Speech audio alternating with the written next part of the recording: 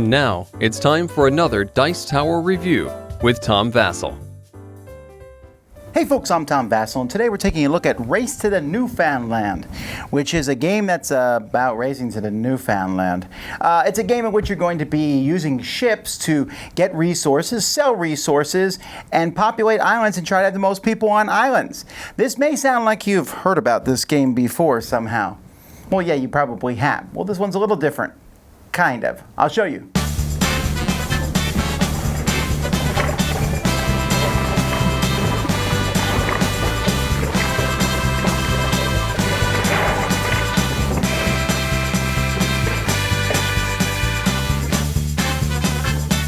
The game is going to take place over 4 rounds. At the beginning of the game, each player is going to pick a country.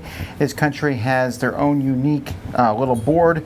They're going to come with their own unique ship. So this is a ship for England, which is a little bit different than a ship from one of the other countries. The ships have different stats on them.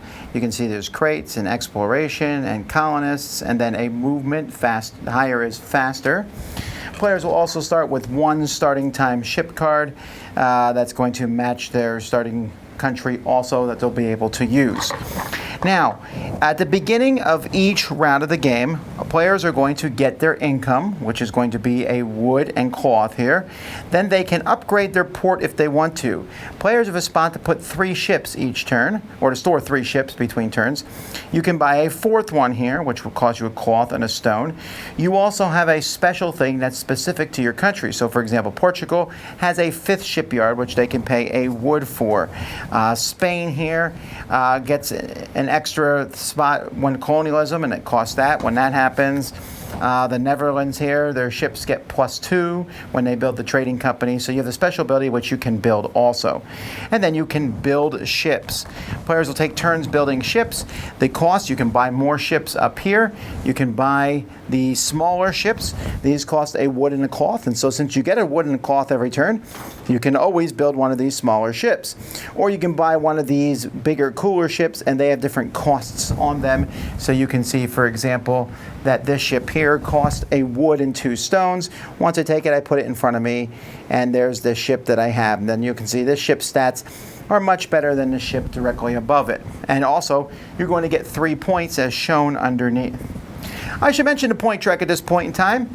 The point track here, you're going to be moving your ships down this point track, and you're going to have these shapes in the point track. And whenever someone hits a shape, the first person to hit a shape will get the benefit of that shape, and then it moves back towards the other ships. So as people get these, they're going to move backwards, and it's easier for the people behind you to get them.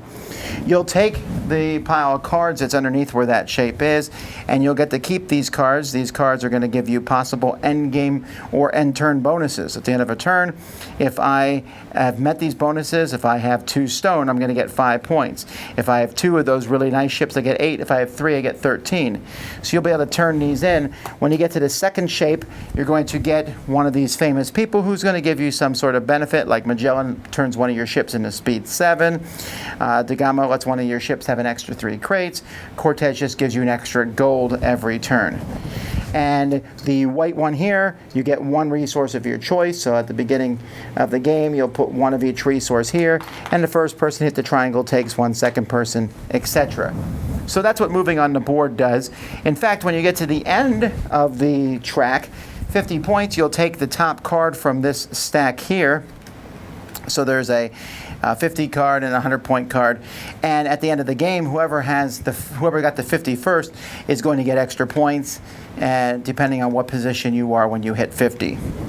Now, the way you're going to get these points is once everyone has done this land phase, everyone is going to send their ships out, and you're going to just put your ships underneath your board in these different areas. Each spot can have a certain number of ships. 1 can go to the load, 3 to settle, 3 to deliver, and 2 to discover. So you can have a maximum of 9 ships out, which will never happen because you probably won't have 9 ships. You can use your cards that you might get over the course of the game. You're going to get these one-time cards that you'll get whenever you ship things. These can be ships, and when you use them, like here's England's starting ship, but you can get other ones, and these are one-time use, and when you use them, they're gone. Or you might get cards that are just straight-up resources and or points. So after everyone's done that, then you're just going to go through each phase, and whoever has the fastest ship will do that phase first. Here, your ship, depending on the crate token on your ship, you're going to get a resource. And then you'll also draw cards from the deck that I just showed you. So that's what this one does. Here, you're going to colonize. As the game starts and progresses, you're going to be colonizing these islands here. So there are several islands on the board, and you can always colonize New England for one.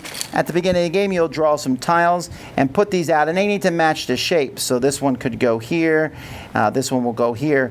So when you colonize, you're going to be able to stick one of your colonist cubes on one of those, any spot you basically want, and take one of the rewards of that spot. So this one here is simply going to give you a gold or a victory point. So that's what colonization will do.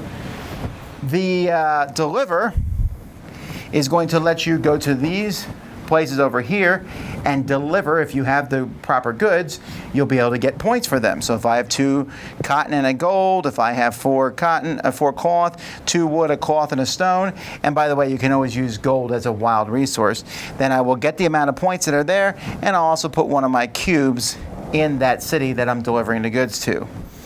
And then finally, discover on the sheet here, you will draw tiles and be placing them on the board equal to your discover, and then you get to put a cube on, and you'll get both of the rewards that's on the tile. So discover is going to slowly close these islands up. In between turns, players will have a chance, if you've gotten any of these cards, to turn them in. So if I have 6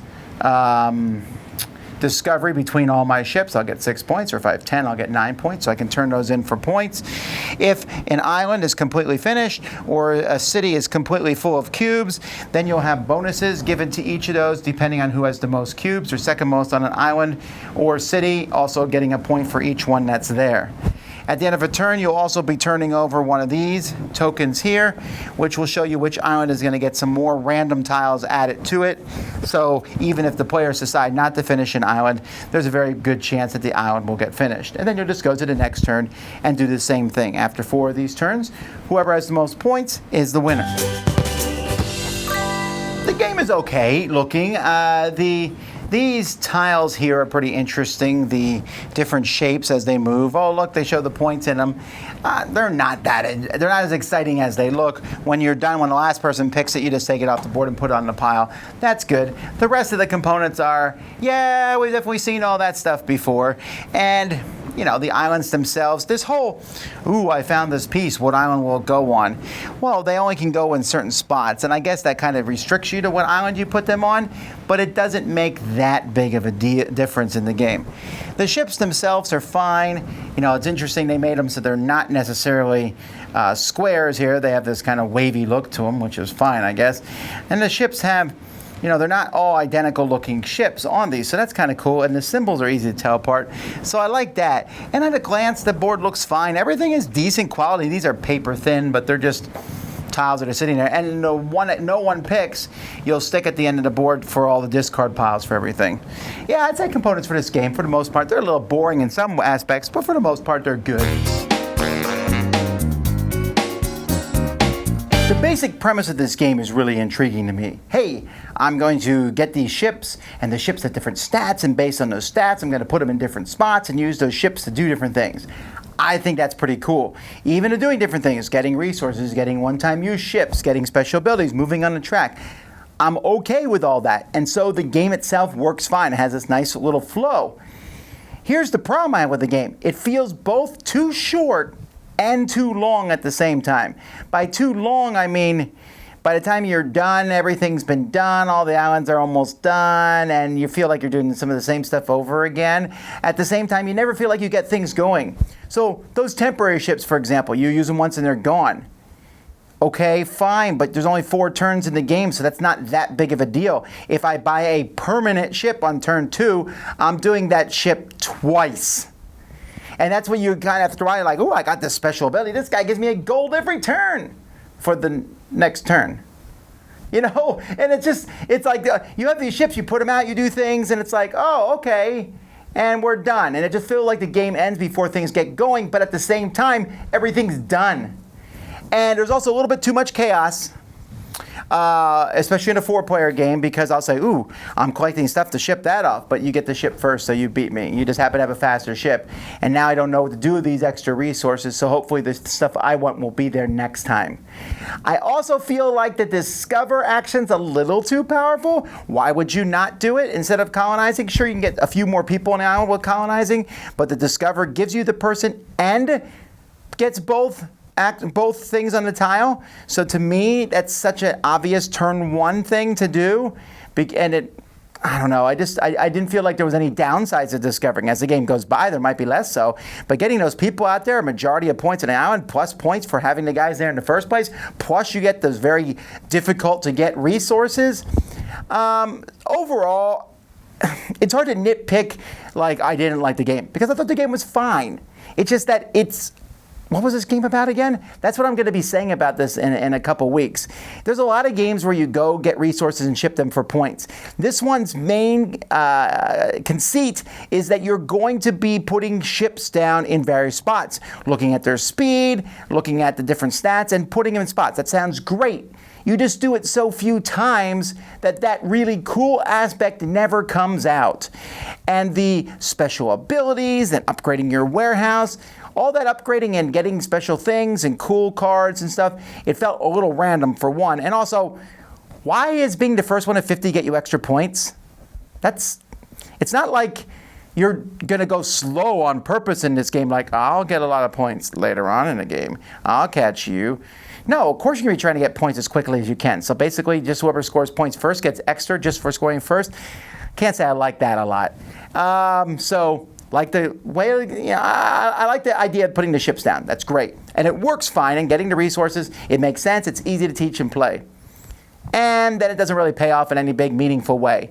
It's like, that was a pleasant hour and a half. Let's see what other cool games are out there. And in today's gaming, that's not really one that we're going to put a recommendation seal on. Dice Tower Judgment, it's okay, but never feels like it really gets going.